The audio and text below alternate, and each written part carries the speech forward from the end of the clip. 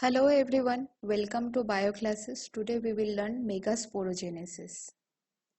Megasporogenesis का मतलब होता है मेगास्पोर्स का फॉर्मेशन होना। तो मेगास्पोर्स कहाँ पर फॉर्म होते हैं? ये फ्लावरिंग प्लांट्स के फीमेल रिप्रोडक्टिव पार्ट में ये फॉर्म होते हैं। फीमेल रिप्रोडक्टिव पार्ट मतलब इसको गाइनेशियम या कहते हैं पिस्टिल। ठीक है, तो गाइनेशियम या पिस्टिल जो है इनके रिप्रोडक्टिव यूनिट्स को हम कहते हैं कार्पेल। तो पिस्टिल और कार्पेल इनका डिफरेंस समझ में आ गया। तो कार्पेल का जो स्ट्रक्चर है, एक कार्पेल बनता है स्टिग्मा, स्टाइल और ओवरी से। ये तीनों स्ट्रक्चर्स मिलके बनाते हैं एक कार्पेल। तो एक फ्लावर में कार्पेल एक भी हो सकता है और मल्टीपल भी हो सकता है। ठीक है। On the basis of number of carpels present in a flower, we can classify carpels into two types, monocarpellary and multicarpellary. Monocarpellary मतलब एक फ्लावर में सिर्फ एक ही कार्पेल प्रेजेंट है। ठीक है। और मल्टी कार्पिलरी का मतलब होता है कि फ्लावर में एक से ज्यादा कार्पेल्स प्रेजेंट है। जैसे आप स्क्रीन पे देखिए, ये है मोनोकार्पल और ये है मल्टी कार्पल्स। एक ही फ्लावर में बहुत सारे कार्पल्स प्रेजेंट है, तो इस कंडीशन को हम कहते हैं मल्टी कार्पिलरी। अभी एक से ज्यादा अगर कार्पल्स प्रेजेंट होते हैं तो वो या तो फ्री हो सकते हैं या फिर फ्यूज्ड भी हो सकते हैं। अगर कार्पल्स फ्री है तो उनको हम कहेंगे क्या? एपोकार्पस। ठीक है। अगर कार्पल्स फ्यूज्ड है तो उनको हम कहेंगे सिनकार्पस।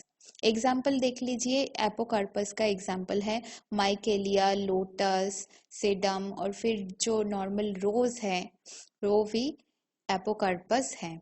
और सिनकार्पस क्या है? Ladies finger, china rose, papaver. यहाँ पर देखिए एपोकार्पस का एग्जाम्पल। ये जो स्ट्रक्चर आप देख रहे हैं ये है एक गाइनेशियम और ये है हर एक कार्पल का एक फ्री स्ट्रक्चर, फ्री कार्पल्स। ठीक है। यहाँ पर भी देखिए ये भी फ्री कार्पल्स है। ठीक है। हर एक का स्टिग्मा, स्टाइल और ओवरी है। करेक्ट। और ये है सिनकार्पस। पिक्चर में देखिए ये हिबिस्कस फ्लावर है और यहाँ पर देखिए ये जो इसका गाइनेशियम प्रेजेंट है ये है इसका स्टाइल और ये है स्टिग्मा। देखिए 1 2 3 4 एंड 5 दैट इज पेंटामेरस। मतलब इसमें 5 क्या है? 5 इसमें कार्पल्स प्रेजेंट है जो कि फ्यूज्ड है। कहाँ पर? स्टाइल में ये फ्यूज्ड हो चुके हैं। ठीक है। और ये देखिए ये भी एक मल्टी कार्पिलरी का ही एग्जाम्पल है। ये जो स्टिग्मा है, स्टिग्मा पोर्शन में ये फ्यूज्ड हो चुके हैं, तो इसीलिए इसको हम क्या कहते हैं? सिनकार्पस। Structure of ovule. देखिए अभी ओवरी के अंदर में जो चेम्बर होता है उसको हम कहते हैं क्या? लोक्यूल। ठीक है। तो ओवरी के अंदर जो ओवरियन कैविटी है उसको लोक्यूल कहते हैं और उसके अंदर जो पैरेन्काइमेटस टिश्यू होता है तो उसको हम कहते हैं क्या? प्लाजेंटा। और प्लाजेंटा के साथ अटैच रहता है ओव्यूल्स। ओवरी डेवलप होने के बाद क्या बनाते हैं? फ्रूट्स बनाते हैं। ओवरी डेवलप होके फ्रूट्स फॉर्मेशन करते हैं और ओव्यूल्स डेवलप होके सीड फॉर्मेशन करते हैं। ठीक है। तो प्लाजेंटा क्या है? Placenta is the parenchymatous tissue to which the ovules are attached. ठीक है। स्क्रीन पे देखिए ये कुछ ओवरीज के ट्रांसवर्स सेक्शन है। इस पिक्चर में देखिए ये एक ओवरी का ट्रांसवर्स सेक्शन है और ओवरियन चेम्बर या ओवरियन कैविटी को हमने क्या कहा था? लोक्यूल कहा था। ठीक है। So there is one locule. Inside this locule, this red coloured structure, this is the placenta here. Okay. तो प्लाजेंटा से क्या अटैच्ड है? ये है इसके ovules. So there are many ovules inside a single ovary. तो ओवरी किस में फॉर्मेशन होगा? इसका फ्रूट में ये डेवलप होगा और ओव्यूल्स जो है ये सीड्स में डेवलप हो जाएंगे। ठीक है। और ये जो रेड कलर स्ट्रक्चर है this is the placenta to which the ovules are attached. यहाँ पर देखिए जो लोक्यूल्स है ये सेप्टम से अलग हो चुके हैं, है ना? तो ये सारे जो चेम्बर्स है ये अलग अलग चेम्बर्स है। So there are 1 2 and 3 locules are present here. Okay. और यहाँ पर भी ये जो रेड कलर का स्ट्रक्चर है देखिए सेंटर में, ये है प्लाजेंटा और प्लाजेंटा से ये दो ओव्यूल्स देखिए अटैच्ड है। ठीक है, तो जो ओव्यूल का स्ट्रक्चर है, ओव्यूल के स्ट्रक्चर में हम देखेंगे दो ही पार्ट है। एक तो स्टॉक लाइक स्ट्रक्चर जिसको हम कहते हैं फ्यूनिकल, ये है इसका फ्यूनिकल जो कि एक स्टॉक लाइक स्ट्रक्चर है। उसके बाद क्या है, उसके बाद है कॉम्पैक्ट मास ऑफ सेल्स। ये सारे हैं मास ऑफ सेल्स जो कि बने हुए हैं न्यूसेलस सेल्स से। ठीक है, तो जो फ्यूनिकल है, फ्यूनिकल और जो सेल मास है, इसका जो जंक्शन पोर्शन है उसको हम कहते हैं क्या, हाइलम। यहाँ पर नहीं दिखाया है लेकिन इसको कहते हैं हाइलम। और हाइलम का ही एक्सटेंडेड पोर्शन को, एक्सटेंडेड टिश्यू पोर्शन को हम क्या कहते हैं, रैफे। ठीक है, और यहाँ पर देखिए ये जो न्यूसेलस पोर्शन है, यहाँ पर दो टेगमेंट्स प्रेजेंट है। टेगमेंट्स का मतलब जो कि प्रोटेक्शन प्रोवाइड करते हैं। ठीक है, ये टेगमेंट्स या इंटेगुमेंट्स कहते हैं। यहाँ पर दो इंटेगुमेंट्स है, एक आउटर इंटेगुमेंट और एक इनर इंटेगुमेंट। ठीक है, ये है आउटर इंटेगुमेंट और ये है इनर इंटेगुमेंट। तो इस कंडीशन को हम क्या कहते हैं, बाइटेगमिक कंडीशन। ठीक है, ये एंजियोस्पर्म प्लांट्स में ही देखा जाता है और जो मोनोटेगमिक कंडीशन होता है वो जिम्नोस्पर्म प्लांट्स के फ्लावर्स में देखा जाता है। तो यहाँ पर देखिए ये जो टेगमिक स्ट्रक्चर है, बाइटेगमिक स्ट्रक्चर, ये पूरे ओव्यूल को कवर करके रखा है एक्सेप्ट दिस स्पेस। इस स्पेस को हम कहते हैं माइक्रोपाइल एंड। ठीक है, जहाँ पर टेगमेन एब्सेंट है या इंटेगुमेंट जहाँ पर एब्सेंट है, इसको हम कहते हैं माइक्रोपाइल एंड। ठीक है, इसका ठीक जो ऑपोजिट साइड है इसको हम कहते हैं चैलाजा एंड। ठीक है, और इसके अंदर है क्या, यह है एम्ब्रियो सेक्स, जिसके अंदर क्या होगा, एक फॉर्मेशन होगा। करेक्ट। नेक्स्ट देखेंगे based on number of locules the different types. ठीक है, यूनिलोक्यूलर मतलब एक ही लोक्यूल प्रेजेंट है, एक ही एक चेम्बर है। उसके बाद bilocular, 1 and 2 locule present, then trilocular, tetralocular and pentalocular और मल्टीलोक्यूलर। तो आप इसके एग्जाम्पल्स नोट डाउन कर। Types of ovules, first is orthotropous. Orthotropous मतलब, पहले ये स्ट्रक्चर देखिए, यह है फ्यूनिकल, यह है चैलाजा और यह है माइक्रोपाइलेंड। तो ये तीनों स्ट्रक्चर देखिए एक ही स्ट्रेट लाइन में है और ये अपराइट पोजीशन में है। So this is called orthotropous. Next is anatropous. Anatropous ovules maximum angiosperm में देखा जाता है।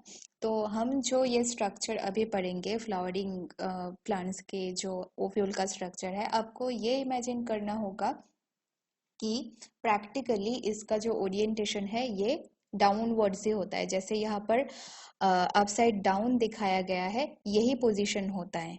ठीक है, तो इसको इन्वर्टेड ओव्यूल भी कहते हैं। देखिए ऑर्थोट्रोपस का जस्ट ऑपोजिट है, इसका जो माइक्रोपाइल एंड है ये नीचे की तरफ है और ये है इसका चैलाजा एंड और ये है इसका जो स्टॉक या इसको कहते हैं funicle. Next is hemitropous. Hemitropous में क्या होता है, ये फ्यूनिकल है, ये इसका चैलाजा और ये इसका माइक्रोपाइल। तो फ्यूनिकल के राइट एंगल में चैलाजा और माइक्रोपाइल एंड रहते हैं, तो ये हो गया राइट एंगल में। Next is campylotropous. कैम्पाइलोट्रोपस में क्या होता है, ये फ्यूनिकल है, ये चैलाजा एंड है और ये माइक्रोपाइल एंड है। लेकिन ये जो माइक्रोपाइल एंड है ये देखिए थोड़ा सा ज्यादा बेंड कर चुके हैं, राइट एंगल से थोड़ा सा ज्यादा डाउनवर्ड ये बेंड कर गए हैं और इस कंडीशन को हम कहते हैं कैम्पाइलोट्रोपस। उसके बाद है एम्फीट्रोपस। एम्फीट्रोपस में कैम्पाइलोट्रोपस जैसा ही देखिए इसका बेंडिंग जो है ये राइट एंगल से ज्यादा हुआ है माइक्रोपाइल एंड की तरफ। ठीक है, लेकिन इसमें जो डिफरेंस है ये है कि जो एम्ब्रियो सैक है इसका भी देखिए बेंडिंग हुआ है और बेंड होके ये हॉर्स शू शेप का वो बन गया। ठीक है, नेक्स्ट इज कार्सिनोट्रोपस। कार्सिनोट्रोपस में जो फ्यूनिकल है वो बहुत लॉन्ग होता है। इससे क्या होता है, जो बॉडी है, बॉडी का एक पूरा रोटेशन होता है, मतलब 360 डिग्री में इसका बॉडी का एक पूरा रोटेशन होता है। और देखिए ये फिर से अपराइट पोजीशन में हो गया, मतलब माइक्रोपाइल जो एंड है ये ऊपर की तरफ, ये इसका चैलाजा एंड, और ये है इसका लॉन्ग फ्यूनिकल। मेगास्पोरोजेनेसिस, तो सबसे पहले मेगास्पोर मदर सेल कैसे फॉर्म होते हैं वो हम देखेंगे। One cell from the nuclear cell mass of hypodermis becomes larger। ठीक है, तो माइक्रोपाइल एंड में